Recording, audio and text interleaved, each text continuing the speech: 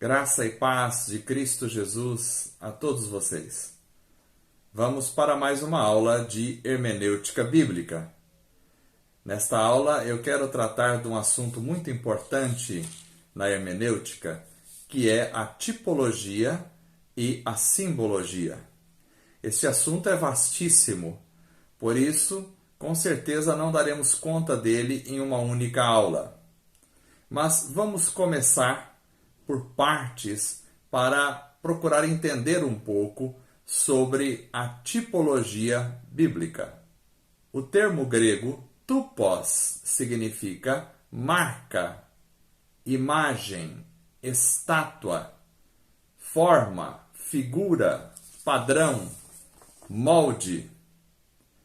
Então esse termo é usado, por exemplo, por Paulo no texto de Romanos, capítulo 5, verso 14, dizendo que Adão é um tupos, ou um tipo, uma figura daquele que havia de vir, ou seja, Cristo. Diz assim o texto de Romanos 5, 14, todavia a morte reinou desde o tempo de Adão até o de Moisés, mesmo sobre aqueles que não cometeram pecado, semelhante à transgressão de Adão, o qual era um tipo, e aqui é a palavra grego tupos, um tipo daquele que haveria de vir. Podemos definir, então, tipologia como o estabelecimento de conexões históricas entre determinados atos, pessoas ou coisas, que a gente vai chamar de tipos do Antigo Testamento, em relação com atos, pessoas ou objetos, coisas semelhantes no Novo Testamento, que a gente vai chamar de antítipo. Então, nós temos aquilo que chamamos de tipos no Antigo Testamento, quando se refere ao Novo Testamento. Porém, quando nos referimos do Novo Testamento em relação ao Antigo, chamamos de antítipo. Temos os tipos no Antigo Testamento e temos os antítipos no Novo Testamento. Vamos pensar um pouco sobre quais são as principais características dos tipos na Bíblia. Primeira delas, tanto o tipo como o antítipo são realidades históricas que se correspondem. Ou seja, o tipo que está no Antigo Testamento e o antítipo no Novo Testamento devem ser realidades históricas correspondentes. Se faltar o caráter da realidade objetiva no antítipo, já não temos um caso de relação autenticamente tipológica. Não podemos, por exemplo, considerar a vitória de Davi sobre Golias, um acontecimento, como o tipo de valor cristão, uma realidade moral. Então, em Davi e Golias, nós temos um acontecimento histórico e o valor cristão se refere a uma qualidade, uma realidade moral da vida do cristão. Muitas pessoas veem nesta analogia entre Davi e Golias, quando Davi derrota Golias, que isso significa que nós devemos derrotar o mal na nossa vida. Na realidade, a história de Davi e Golias não é um tipo das virtudes e lutas dos cristãos. No entanto, entre a colocação da serpente de metal no alto de uma haste no deserto, em Números capítulo 21, e a crucificação de Jesus, existe sim uma clara relação típica. Assim como a serpente foi levantada no deserto, Cristo foi levantado na cruz.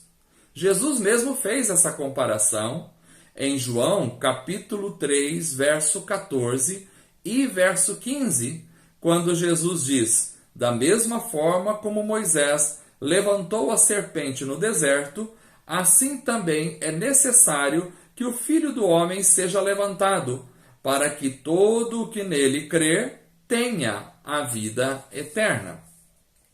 Então há uma correlação histórica num evento e em outro evento. É muito diferente de você pegar um elemento, um fato ocorrido no Antigo Testamento, e relacionar esse fato com virtudes ou com alguma coisa que a gente deseja no Novo Testamento. Temos que tomar muito cuidado com isso. Precisa haver uma correspondência histórica, principalmente na questão da serpente de metal. O próprio Jesus nos ensinou que aquela serpente era um tipo, representava, tinha uma realidade histórica que equivaleria a outra realidade histórica, ou seja, Cristo sendo crucificado. Outra característica do tipo é que entre o tipo e o antítipo deve haver algum ponto importante de analogia. Entre o tipo e o antítipo deve haver algum ponto importante de analogia. Isto pode acontecer, ainda que em comparação a ambos apareçam muitas diferenças notáveis. Jonas, por exemplo, é um tipo de Cristo no Antigo Testamento. Em Mateus capítulo 12, verso 40, nós lemos Jesus dizendo: pois assim como Jonas esteve 3 dias e 3 noites no ventre de um grande peixe, assim o Filho do Homem ficará 3 dias e 3 noites no coração da terra. Mateus capítulo 12, verso 40. Então veja que há uma relação histórica correspondente entre o fato de Jonas ter ficado na barriga de um peixe e Cristo ter ficado no ventre da terra. Então Jonas, neste aspecto, se constitui como um tipo de Cristo naquela ocasião em específico. Mas a relação tipológica entre um e outro se estabelece unicamente entre a permanência do profeta no ventre do peixe, 3 dias e 3 noites, seguido de sua libertação, e a sepultura de Cristo, onde Cristo passou 3 dias na sepultura e depois teve a ressurreição. Ou seja, Jonas, com o seu personagem em si, não é um tipo de Cristo, a não ser naquele evento. Nós vemos em Jonas, por exemplo, alguém que não queria pregar em Nínive, que estava fugindo das suas responsabilidades. Então Jonas não é um tipo de Cristo como personagem em si, mas naquele evento específico, então nós temos uma relação tipológica. Uma outra característica importante do tipo é que o tipo sempre tem um caráter preditivo e descritivo. Ou seja, o tipo é sombra das coisas que haveriam de vir. Em Colossenses capítulo 2, verso 17, nós lemos: portanto, não permitam que ninguém os julgue pelo que vocês comem ou bebem, ou com relação a alguma festividade religiosa, ou a celebração das luas novas, ou dos dias de sábado. Estas coisas são sombras do que haveria de vir. A realidade, porém, encontra-se em Cristo. Colossenses 2, verso 16 e verso 17. Vejam que é interessante observarmos o sábado, o dia de descanso, como um tipo de Cristo. Porque em Cristo nós temos o descanso verdadeiro.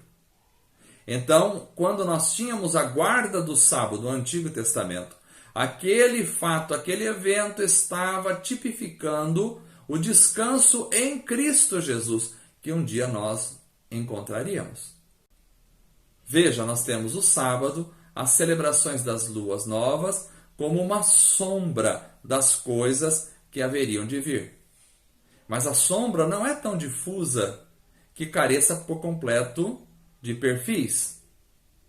Nós encontramos numerosos exemplos na carta dos Hebreus, aos Hebreus, tanto em relação a pessoas, como concernente a coisas ou ações típicas, porque Hebreus trata com situações do Antigo Testamento e mostra como essas situações tipificavam a realidade, ou seja, eram uma sombra apenas da realidade que haveria de vir.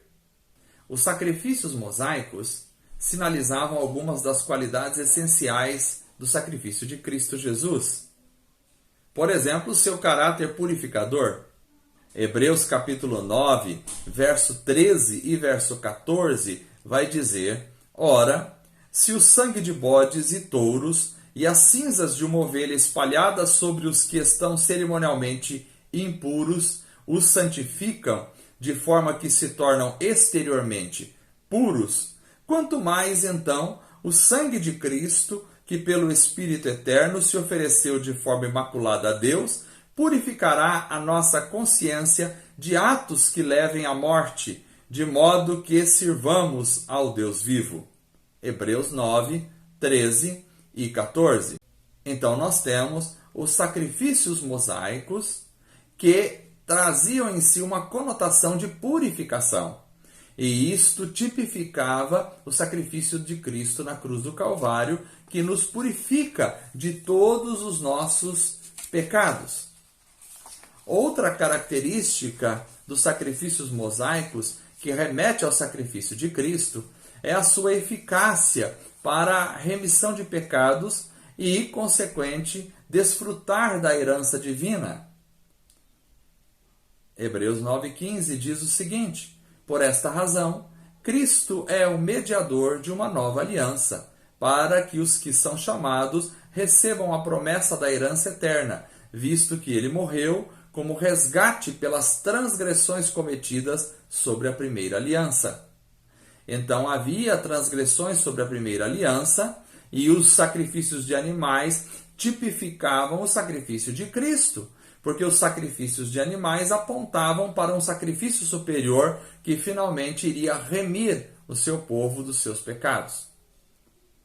Outro elemento importante no sacrifício de animais é o seu valor mediatório.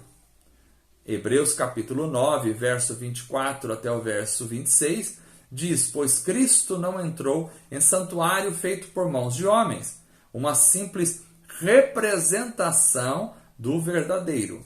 Ele entrou no próprio céu, para agora se apresentar diante de Deus em nosso favor. Não, porém, para se oferecer repetidas vezes, à semelhança do sumo sacerdote, que entra no Santo do Santo todos os anos, com sangue alheio. Se assim fosse, Cristo precisaria sofrer muitas vezes desde o começo do mundo, mas agora ele apareceu uma vez por todas no fim dos tempos para aniquilar o pecado mediante o sacrifício de si mesmo. Hebreus 9, 24 e 26. Então nós vemos uma perfeita correspondência entre os sacrifícios da antiga aliança e o sacrifício de Cristo.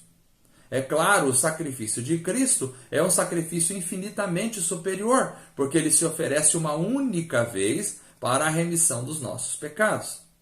Mas os sacrifícios da antiga aliança tipificavam o sacrifício de Cristo Jesus. Há uma relação clara entre o tipo e o antítipo.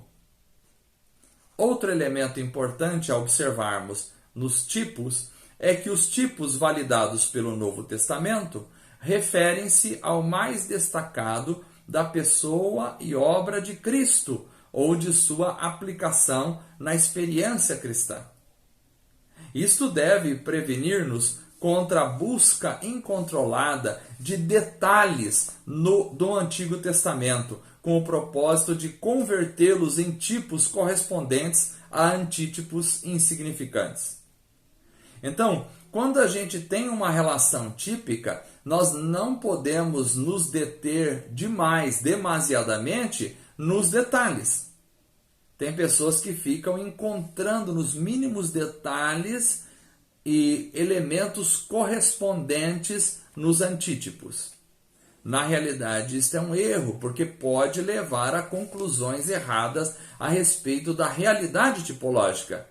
Ou seja, a realidade tipológica é simples e profunda, porém ela traz uma mensagem, ela traz uma verdade que ela quer representar do outro lado. Então, na tipologia, deveríamos limitar os nossos esforços às grandes doutrinas, às verdades centrais, às lições espirituais chaves e aos grandes princípios morais. Uma tipologia demasiadamente fascinada por minúcias não se ajusta ao espírito da tipologia do Novo Testamento.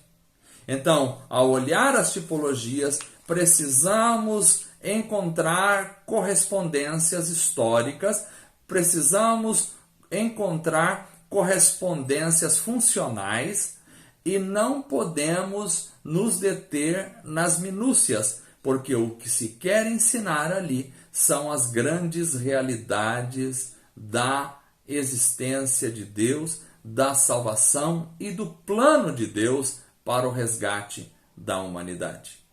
Nós vamos parar esta aula por aqui e, se Deus quiser, na próxima aula continuamos com esta realidade maravilhosa que é os tipos bíblicos. Deus os abençoe em nome de Jesus.